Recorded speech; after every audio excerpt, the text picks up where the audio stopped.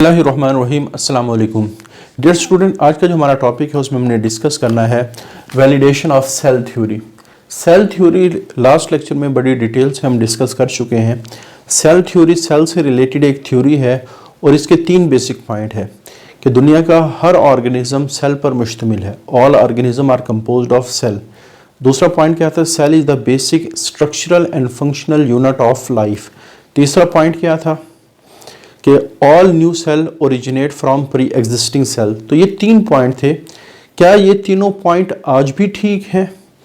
इसका क्या सबूत है कि ये जो तीन पॉइंट सेल थ्योरी के हैं ये बिल्कुल ठीक हैं? तो इसी चीज़ को आज हमने साबित करना है। वैलिडेशन का मतलब होता है किसी चीज़ को साबित करना प्रूफ के साथ। तो वैलिडेशन, काफ़ी सारी हमारी ऑब्जर्वेशन, काफ़ी सारे एक्सपेरिमेंट सेल थ्योरी के इन पॉइंट को वैलिडेट करते हैं, साबित करते हैं। सबसे पहले माइक्रोस्कोप का इस्तेमाल।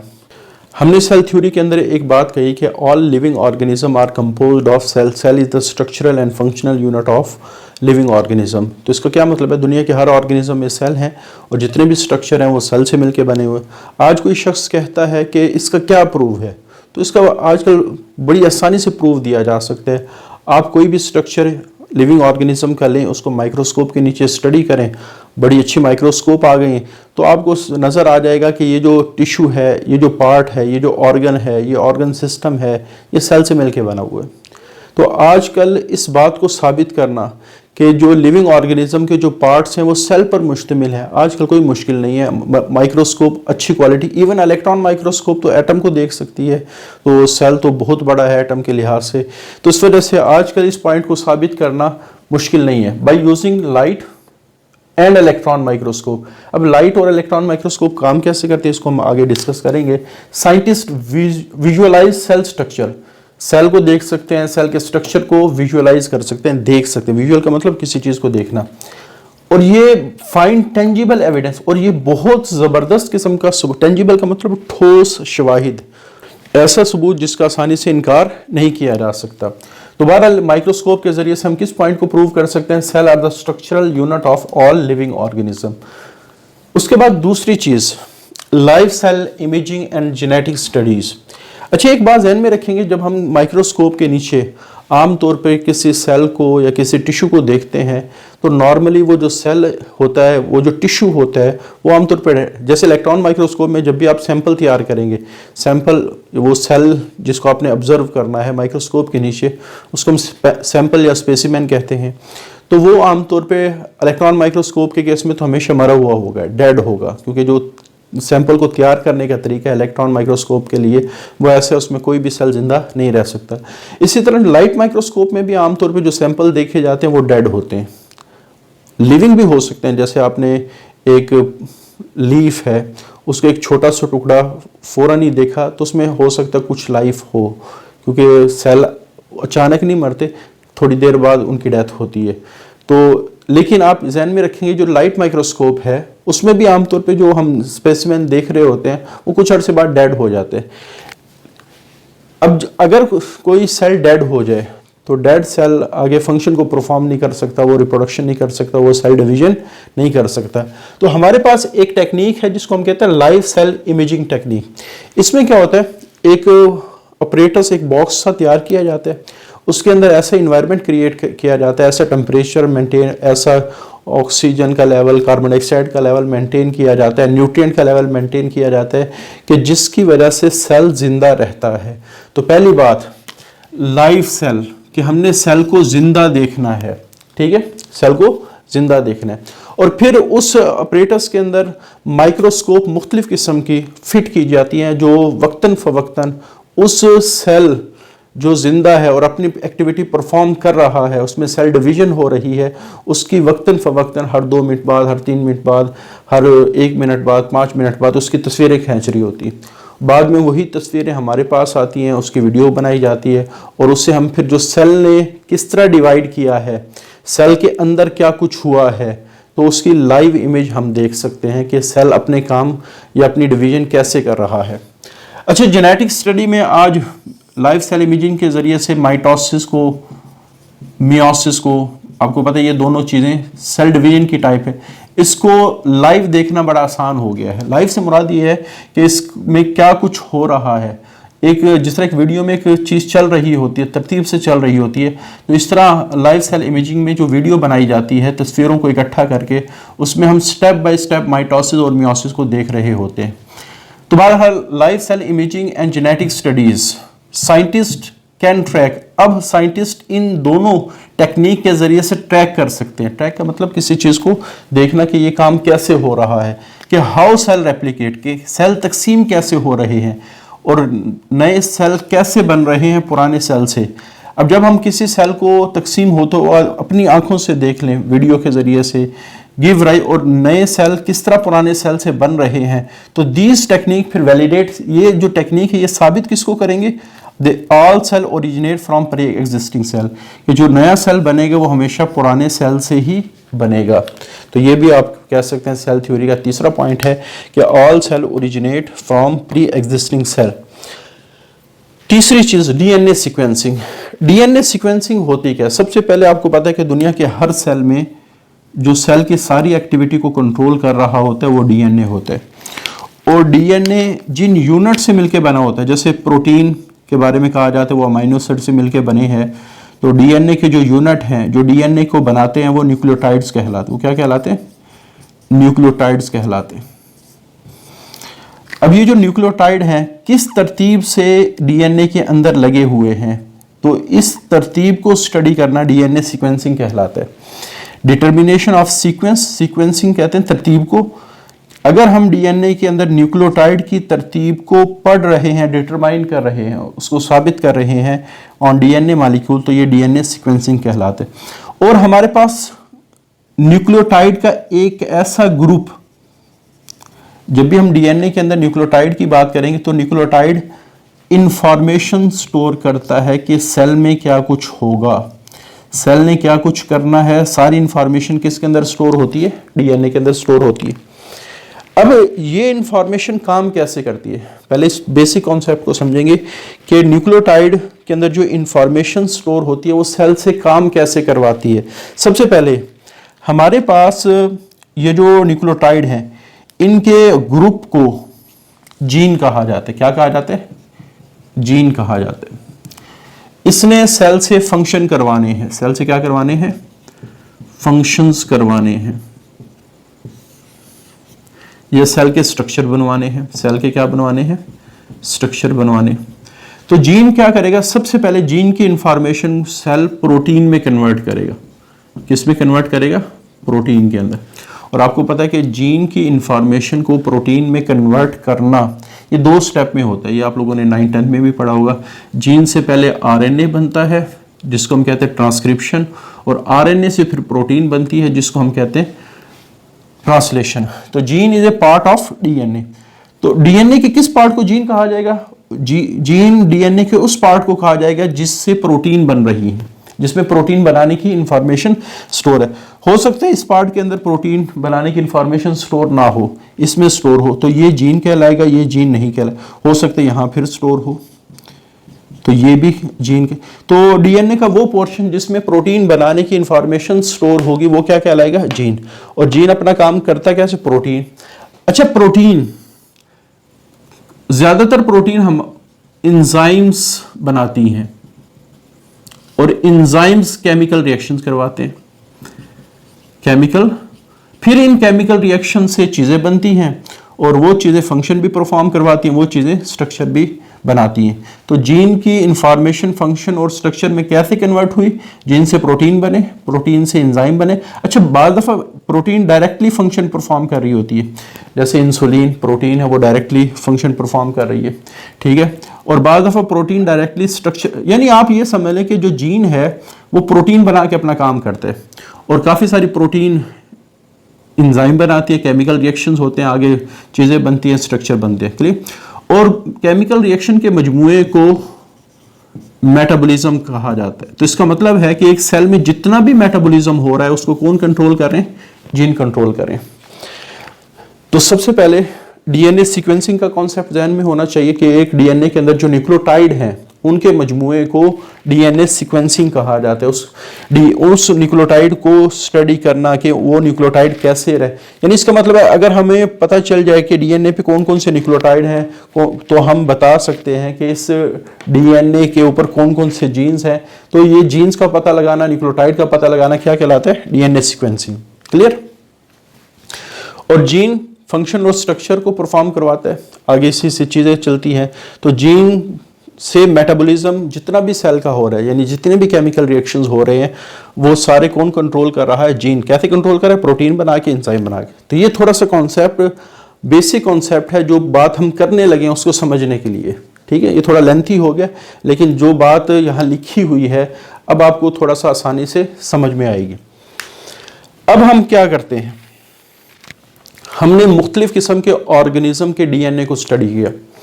हमने बैक्टीरिया के डीएनए को स्टडी किया, फंजाई के डीएनए को स्टडी किया, प्लांट के डिफरेंट स्पीशी के डीएनए को स्टडी किया, एनिमल्स के मुख्तलिफ एनिमल्स को स्टडी के डीएनए को स्टडी किया।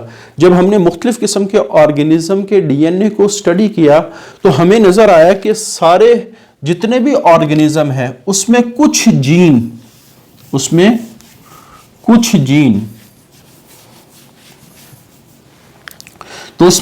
जीन सारे ऑर्गेनिज्म में सिमिलर हैं। सारे ऑर्गेनिज्म में क्या है? सिमिलर है। कुछ जीन, सारे नहीं, कुछ जीन सिमिलर है। अच्छा, अगर जीन सिमिलर होंगे तो हमारे पास बहुत सारे केमिकल रिएक्शन भी सिमिलर हो सकते हैं। केमिकल रिएक्शंस भी क्या हो सकते हैं? यानी आप ये समझ लें कि सिमिलर जीन्स की वजह से बहुत सारे केमिकल रिएक्शन या मेटाबॉलिक रिएक्शंस एक ही जैसे हो सकते हैं मुख्तलिफ ऑर्गेनिज्म के सेल के अंदर। क्लियर? अच्छा, मेटाबॉलिक रिएक्शन और मेटाबॉलिक पाथवे में क्या फर्क है? जैसे मैं कहता हूं ए एक चीज है, इससे बी का बनना एक स्टेप में हो गया तो ये केमिकल रिएक्शन है कि ए के अंदर कुछ चेंज किया, उससे बी बन गया। लेकिन अगर ए ई में कन्वर्ट हुआ तो ए से पहले बी बना, बी से सी बना, सी से डी बना और ई बन गया। ए हमारे पास रिएक्टेंट है, जहां से काम शुरू हुआ, ई प्रोडक्ट है, और ये सीरीज ऑफ रिएक्शन के अंदर काम हुआ है, तो ये मेटाबॉलिक पाथवे कहलाएगा। ये क्या कहलाएगा? मेटाबॉलिक पाथवे कहलाएगा। बहरहाल चाहे वो मेटाबॉलिक रिएक्शन हो या मेटाबॉलिक पाथवे हो, इसको कौन कंट्रोल कर रहा है? जीन। तो अब एक बात ध्यान में रखेंगे, मुख्तलिफ ऑर्गेनिज्म के अंदर कुछ जीन्स एक जैसे हैं, सिमिलर हैं। तो इसका मतलब है मुख्तलिफ सेल्स के अंदर कुछ मेटाबॉलिक रिएक्शन और मेटाबॉलिक पाथवे एक जैसे हो रहे हैं, क्योंकि जीन्स अपना काम, काफ़ी सारा काम मेटाबॉलिक रिएक्शंस के ज़रिए से या केमिकल रिएक्शन के ज़रिए से कंट्रोल। जैसे मैं मिसाल देता हूँ, दुनिया के हर सेल में ग्लाइकोलाइसिस होती है। दुनिया के हर सेल में क्या होती है? चाहे वो बैक्टीरिया को, ग्लाइकोलाइसिस होती है। अब ग्लाइकोलाइसिस में ग्लूकोज काफ़ी सारे स्टेप में टूटता है, तो ये मेटाबॉलिक रिएक्शन नहीं है बल्कि मेटाबॉलिक पाथवे है। मेटाबॉलिक पाथवे का क्या मतलब है? सीरीज ऑफ रिएक्शन जो किसी चीज़ को बनाने के लिए या किसी चीज़ को तोड़ने के लिए इस्तेमाल हो। क्लियर? अब बात समझेंगे कि जब हमने मुख्तलिफ ऑर्गेनिज्म के डीएनए की सीक्वेंसिंग की, कि उनमें पता लगाया कि कौन कौन से न्यूक्लियोटाइड हैं, कौन कौन से जीन्स हैं, तो एक बात हमारे सामने आई। वो बात क्या थी कि काफ़ी तकरीबन दुनिया के हर सेल के अंदर कुछ जीन्स एक जैसे हैं, और कुछ जीन्स एक जैसा होने का मतलब ये है कि कुछ मेटाबॉलिक पाथवे सारे सेल में कॉमन है। तो ये बात लिखी है कि जब हमने डीएनए सीक्वेंसिंग, इट रिवील्स, इससे बात जो सामने है, रिवील का मतलब कोई चीज़ सामने आना, that cell share common genetic material, कि दुनिया का हर सेल उसमें कुछ जेनेटिक मटेरियल कॉमन है। और जेनेटिक मटेरियल कॉमन होने का मतलब क्या है? कि कुछ मेटाबॉलिक पाथवे कॉमन है। अब इसकी वजह से, इस पॉइंट की वजह से हमारी क्या बात प्रूव होती है? जैसे मैं कहता हूँ दुनिया के जितने भी इंसान है ना, उसकी जो बेसिक बॉडी का स्ट्रक्चर वो एक जैसा है। जैसे दिमाग सबके पास है, गुर्दे सबके पास हैं, दिल सबके पास है, स्टोमिक सबके पास है, फेफड़े सबके पास है। मैं नॉर्मल शख्स की बात कर रहा हूँ, तो ठीक है। इस वक्त दुनिया में जितने भी इंसान जिंदा हैं उन सब के पास इन स्ट्रक्चर का होना ज़रूरी है। अगर किसी शख्स के पास ये स्ट्रक्चर नहीं है तो शायद वो ज़िंदा ना रहे, या अगर रहे भी सही तो हो सकता है वो नॉर्मल ज़िंदगी ना गुजार पाए। लेकिन ये जो स्ट्रक्चर है ये सिर्फ इस जनरेशन में नहीं है, जो हमारे आबा व अजदाद हैं, बाप दादा हैं, उनमें भी ये स्ट्रक्चर थे, फिर उनके बाप दादा में भी ये स्ट्रक्चर थे। करते करते करते हम चले जाते हैं हज़रत आदम अलैहिस्सलाम के पास। तो हज़रत आदम अलैहिस्सलाम के पास भी यही स्ट्रक्चर होंगे, चूँकि उनकी बॉडी में ये सारे स्ट्रक्चर थे, वहीं से ये कॉपी हो रही है, वहीं से क्या हो रही है, कॉपी हो रही है। इस वजह से दुनिया के सारे इंसानों में जो बुनियादी स्ट्रक्चर है, बुनियादी जो बिल्डअप है बॉडी का, वो एक जैसा है। तो इस बात को थोड़ा सा जहन में रखेंगे। अगर मैं कहता हूं कि मुख्तलिफ सेल के अंदर कुछ चीज़ें कॉमन हैं, जैसे मैं कहता हूं ये मुख्तलिफ सेल है, A1 है, A2 है, A3 है, लेकिन इन सब में A कॉमन है, तो साइंस ये कहती है जब दो चीज़ों में कॉमन चीज़ें आ जाएं तो उनका जो ओरिजिन है वो एक पॉइंट से हो रहा है। वो पॉइंट क्या है, ए। तो अगर दुनिया के हर सेल में कुछ जीन्स कॉमन है, कुछ मेटाबॉलिक पाथवे कॉमन है, जैसे मिसाल के तौर पे प्लाज्मा मेम्ब्रेन दुनिया के हर सेल में प्रोटीन से बनी होती है, लिपिड से बनी होती है। दुनिया के हर सेल में जो सोर्स ऑफ एनर्जी है वो एटीपी है। दुनिया के हर सेल में जो प्रोटीन है वो राइबोसोम बना रहे हैं। तो दुनिया के हर सेल के अंदर फूड से एनर्जी निकल रही है, दुनिया का हर सेल में न्यूट्रिशन हो रही है। तो बहुत सारे काम दुनिया के हर सेल में कॉमनली हो रहे हैं। तो अगर सारे सेल में या दुनिया के मुख्तलिफ ऑर्गेनिज्म के सेल के अंदर कुछ चीज़ें कॉमन है, तो साइंटिस्ट का क्या ख्याल है कि दुनिया के सारे सेल का जो आगाज़ हुआ है वो एक कॉमन पॉइंट से हुआ, वो एक कॉमन सेल से हुआ है, वो कॉमन, और यही सेल तकसीम दर तकसीम होकर, यही सेल तकसीम दर तकसीम होकर नए सेल बना रहा है, फिर उन्हीं सेल से मुख्तलिफ ऑर्गेनिज्म बन रहे हैं। तो ये जो सेल थ्योरी का कॉन्सेप्ट है ना, कि दुनिया के हर सेल के पास, हर ऑर्गेनिज्म के पास सेल हैं और सेल के पास लाइफ है, तो ये डीएनए सीक्वेंसिंग इस पॉइंट को पूरा करती है, प्रूव करती है। और ये जो पॉइंट है ना कि दुनिया का हर सेल पुराने सेल से बन रहा है, तो ये जो कॉमन चीज़ें हैं ये इस बात को प्रूव करती है। तो बहरहाल जब हम सेल के जीन्स को देखते हैं तो हमें पता चलता है कि सेल में बहुत सारे जीन कॉमन हैं, बहुत सारे मेटाबॉलिक पाथवे भी क्या हैं, कॉमन है। तो इस कॉमन होने की वजह से री-इन्फोर्सिंग का मतलब है हमारा ये जो ख्याल है, नोशन कहते हैं ख्याल को, ये जो नजरिया है ये पुख्ता हो जाता है कि दुनिया में लाइफ की बुनियाद ही सेल ने डाली है, दुनिया में लाइफ की बुनियाद ही सेल ने डाली है। ठीक है, सेल आया, लाइफ आई, और जो आगे सेल बन रहा है, ऑर्गेनिज्म नए नए बन रहे हैं, तो उससे लाइफ चल रही है।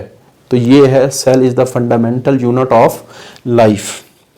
तो बहरहाल अच्छा, आखिरी बात हमारे पास, तो तीसरा पॉइंट डीएनए सीक्वेंसिंग से साबित हो जाता है कि जो सेल है वो लाइफ का फंडामेंटल है, बुनियाद लाइफ की सेल ने ही रखी है।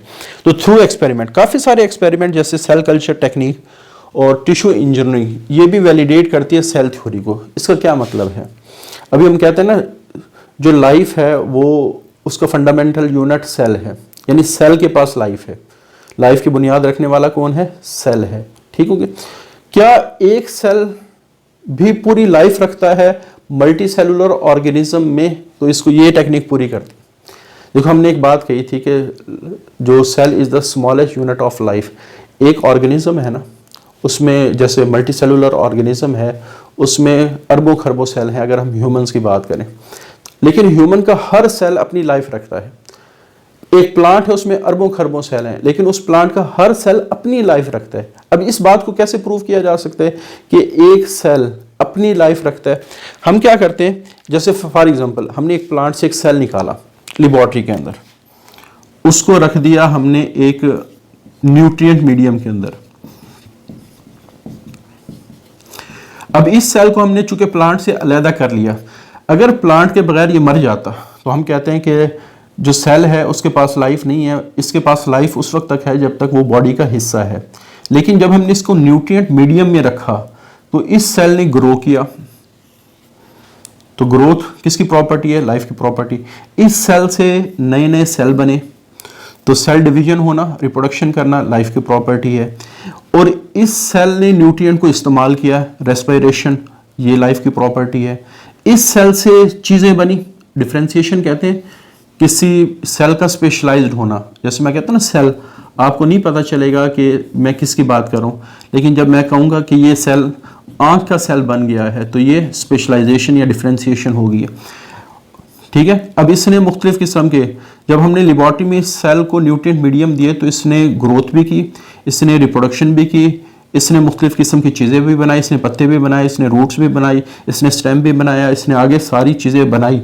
तो इसका मतलब ये हुआ कि उस सेल के पास मुकम्मल लाइफ थी, तभी तो इस सेल से मुकम्मल आप कह सकते हैं लिविंग ऑर्गेनिज्म बना है। तो ये बात प्रूव करती है और ये एक्सपेरिमेंटली प्रूव करती है। इसी तरह टिश्यू कल्चर इंजीनियरिंग है। आपने एक टिश्यू लिया, जैसे स्किन का एक छोटा सा टुकड़ा लिया, आप उसको कल्चर मीडियम में रखें, न्यूट्रिएंट मीडियम में रखें, तो लेबॉर्ट्री में ये सारी चीज़ें प्रूव हो चुकी हैं एक्सपेरिमेंट के ज़रिए से कि आप एक सेल से पूरा प्लांट बना सकते हो, आप एक टिश्यू से उस टिश्यू का बहुत बड़ा हिस्सा दोबारा बना सकते हो। तो इसका मतलब ये हुआ कि जो इंडिविजुअल सेल हैं उनके पास भी मुकम्मल लाइफ है। तो सेल थ्योरी ये कहती है ना कि दुनिया के हर ऑर्गेनिज्म के पास जो सेल है और सेल के पास क्या है, लाइफ है। तो बहरहाल ये जो सेल कल्चर टेक्निक है कि सेल को ग्रो करना या टिश्यू इंजीनियरिंग, हमने टिश्यू को ग्रो करना वैलिडेट, तो ये साबित करती है सेल बाय डिमॉन्स्ट्रेटिंग, और ये हमें करके दिखाते। डिमॉन्स्ट्रेशन का मतलब है किसी चीज़ को परफॉर्म करके दिखाना। कैसे कि हमारे सामने सेल कैसे ग्रो करता है वो नज़र आ रहा होता है, हमारे सामने सेल से चीज़ें कैसे बनती हैं वो हमें नज़र आ रहा होता है, हमारे सामने सेल रिप्रोडक्शन कैसे करता है, सेल डिवाइड कैसे करते हैं ये हमें नज़र आ रहा होता है। तो बहरहाल ये एक सेल से पूरी लाइफ या लिविंग ऑर्गेनिज्म का बनना ये शो करता है life, cell is the fundamental unit of life. तो बहरहाल तो ये कुछ सबूत हैं जो प्रूव करते हैं कि सेल थ्योरी के सारे पॉइंट ठीक हैं। अगला जो हमारा टॉपिक होगा वो एक्सेप्शन से रिलेटेड होगा। आज के लिए इतना ही। अल्लाह हाफिज़।